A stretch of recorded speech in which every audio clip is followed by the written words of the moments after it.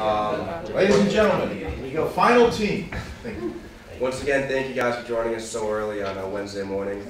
We are Team Grease Monkeys. My name is Brian Kelleher. This is Matthew Soma and Ryan McPherson. We'll get started. So we're going to start with a background of what we're going to see in this presentation today. So we're going to give a background of what we've been covering since our last presentation with you guys, which is the mystery shopping experience. Then we're going to move on to a background of the dealership we visited for the interviews. We're going to give some findings and analysis on the people we interviewed, which was 1 sales manager, 2 salespeople, and 1 customer. We're going to give some of our recommendations off of what we found talking with them, and we're going to wrap up with some final conclusions. So for our mystery shopping experience, we went to the brand new Mazda that the previous group was just speaking to. At that point, they had only been purchased by the Shaker Auto Group 3 days before. And then we went to the Honda in Reading, and really because the Mazda didn't have the iPad, we were really looking at differences in the sales process. Even though we had a brand new salesman, we were his first customers, he had the process down to a T. It was almost comical that, you know, certain lines were being spewed out and that we had heard a million times. But the process was very structured, very formulaic. We actually appreciated it. He hit on all the points we needed to. He listened to us. He respected us. At the Honda dealership, it was a little different. We kind of walked in and were shown cars immediately. The process was a little disjointed, wasn't quite as structured. It seemed like the salesperson had a little more freedom in that one. And really our major recommendation for the mystery shopping experience was that, again, all the groups already touched on this, but some sort of iPad training. Even though our salesman was fairly young, he was not comfortable with the technology. He did mention he was familiar. He did know that an iPad would be used, but they didn't have them at that time, and he said, kind of gave us some details on the app that weren't really on there, so he clearly wasn't familiar with it. And that surely would be the case with other salespeople as well. So just, again, the standard training process to make sure everyone's comfortable, naturally integrating it into the process. So we went to the Wellesley Mazda dealership for our interviews. We went on Monday, November 12th, around 5 p.m. The dealership was a little bit slower because it was later at night on a holiday, and so we were only able to interview 1 customer. The sales manager we interviewed was Greg Flowers. He's the internet sales manager, and the key takeaways from our conversation with him was that he thought we should give the customers a survey on the iPad right when they walk in the door before they're quote-unquote scared away by the salesperson, so to speak. And this could give give information on a very basic needs discovery and maybe some price ranges of what they're willing to spend. Greg's opinion was there also shouldn't be pricing on the comparison feature, which contradicted all our prior research, because he said with pricing on the comparison feature, that could lead to conversations that detract from the normal 10-step sales process. And then Greg's final thought was that the iPad we should remember the iPad's just a tool, and that it's most effective when utilized at the desk with the customer. So this is Yaroslav. He had been working at Mazda for about 5 months, and he was a really good contradiction to the other salesperson as well as Greg in terms of interviewing, because he provided like a good devil's advocate kind of stance when we asked him about our recommendations to kind of further strengthen those. We talked in depth of them being markers that we are about CRMs and about how the iPad can be really used to integrate into a CRM. And it kind of relates a little bit back to some of our recommendations and what Greg said about how it could only help the process, and it could feed information as well as the iPad could feed information into the CRM as well as it could grab information from it. It can only help in the process as well.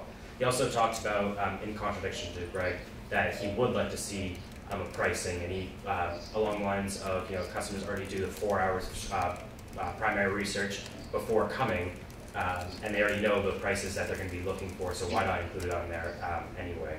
And his final kind of point that he made was he was very comfortable with the iPad, and he was a very tech-savvy guy, but he found trouble seeing how it would naturally integrate into the already existing sales process.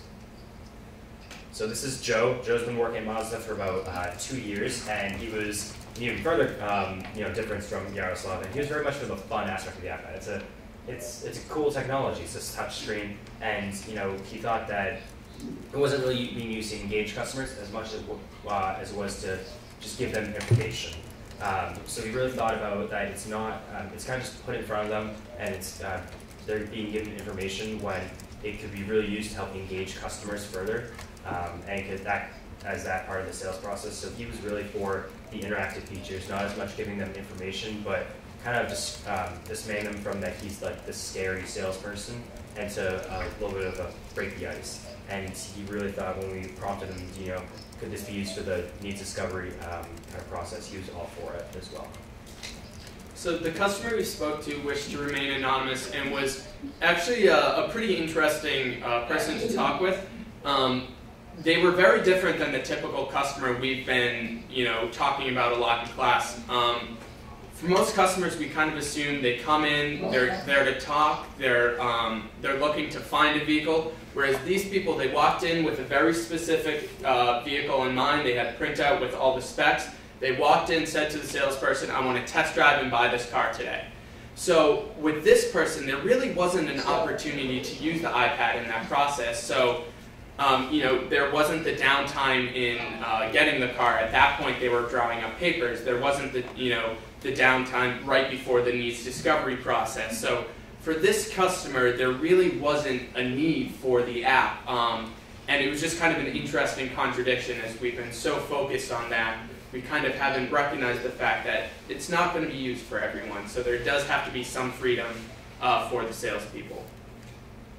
So our major recommendations, we are really pulling these from the information that we received from the salespeople and the sales manager. The needs discovery here, we're pulling a lot from what Yaroslav said. This can be used in kind of two instances. We think at the initial meet and greet, the person can be handed an iPad, answer a few basic multiple choice questions, nothing too difficult. Potentially maybe some awkward questions. We know Greg had mentioned that talking about pricing, a lot of salespeople don't feel comfortable because honestly a lot of customers won't feel comfortable talking about that. So by getting those questions out of the way, once we get that person face to face with the salesperson, they have that information ready and are kind of already moving on to the next steps, minimizing downtime. And then also, again, using the stylus. This can provide sort of a natural transition from using pad and paper to using the iPad. So kind of, benefits both parties of salespeople, people who are used to the technology, and then people who are not.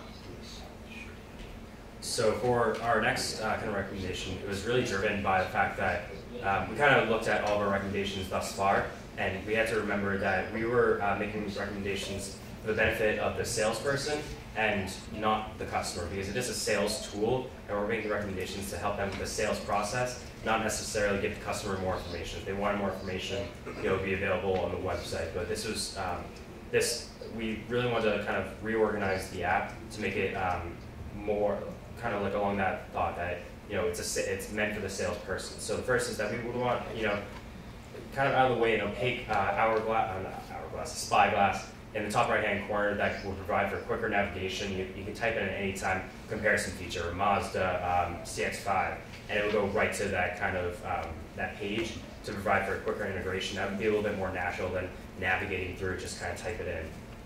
The other portion would be, this came a lot from Greg, which was he felt that providing them with too much information could actually dismay them from the sales process. It can make them ask more questions. Let's say the comparison feature comes up.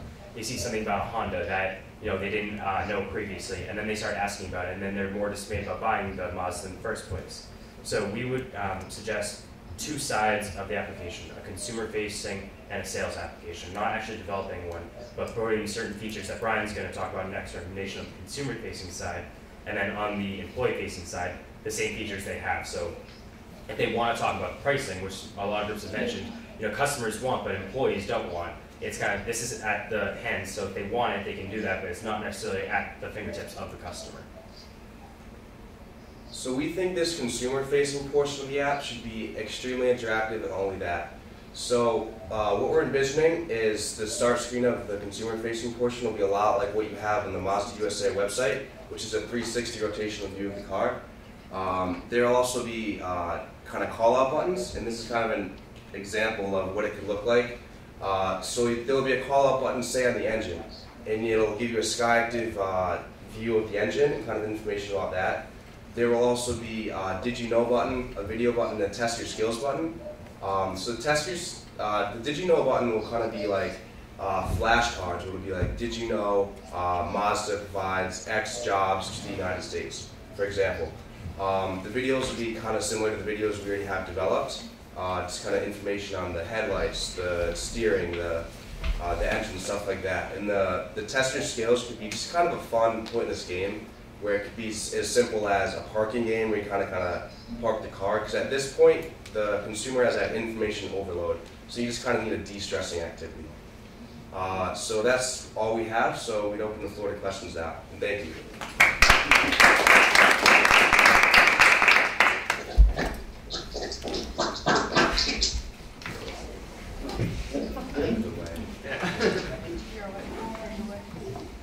Julie, how many minutes we have? Just tell me that. We're over. Yeah, okay. Hey, I Lawrence. think we're in good shape. I mean, again, great stuff. Yeah, Jim?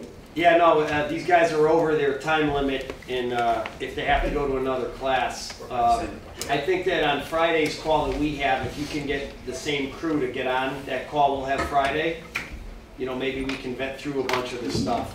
I think the main thing I just want to say from your presentation is that I grabbed from it is what's, you know, and you solved a little bit of a problem for everybody. What is a customer-facing side where customers can interact and have fun and experience? And then what's a salesperson side where I have to walk this customer through the process and show them things?